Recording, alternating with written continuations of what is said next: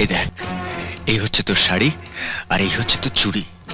ছি ছি ছি ছি ছি ছি ছি, তোমরা কি? তোমরা তো দেখছি রাজবংশের নাম ডুবাবে। এসব কি সব সস্তার তত্ত্ব? একটু সোনা দানা জোগাড় করে তো আনতে পারতে এখানে।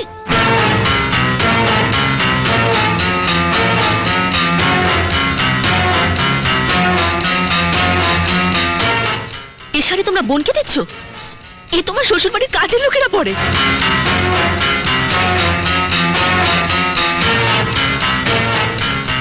তোমরা কি দাদা, আমার মান সম্মান এসবের কথা তোমরা একটু ভাবলে না? কি যাতা বলছিস তুই? কিন্তু এক ঘর লোকের সামনে তোর দাদাকে অপমান করছিস। হ্যাঁ, সবাই শুনতে পাবে, হাসবে।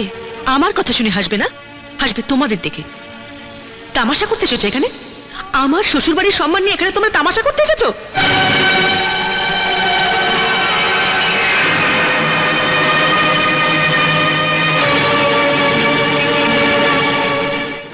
আমায় ক্ষমা করে দে পূজা। তোর গরিব দাদার এর বেশি আর সামর্থ্য নেই। তাহলে দিতে না, আসতে না এখানে। যে কুটুম্বিতা রাখার জন্য তোমাদের কাছে টাকা নেই, সেখানে তো না আসাই ভালো, তাই না? দাদা, এরপরেও তোমরা এখানে থাকবে, ওকে আশীর্বাদ করবে? আমি পারবো না, আমি তোমাদের মতো উদার নই। আমি চললাম। হ্যাঁ হ্যাঁ, এভাবে অপমানিত হওয়ার কোনো মানেই হয় না। চলো।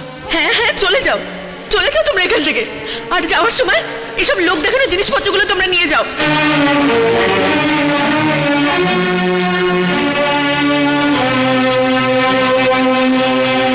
হ্যাঁ, চলে যাচ্ছি।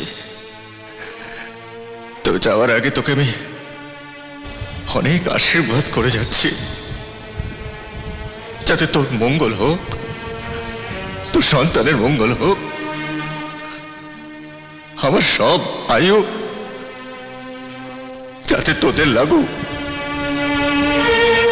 কখনো পারলে তোর সন্তানকে নিয়ে মামা বাড়িতে আসিস।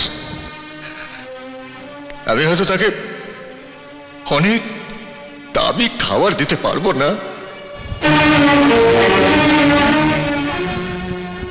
তবে আমারই বুকে অনেক জায়গা, যে জায়গায় আমি তোর সন্তানকে একটু জায়গা দিতে পারবো, যে বুকে তুই এতদিন এসে খেলে বড় হয়েছিস। চলি।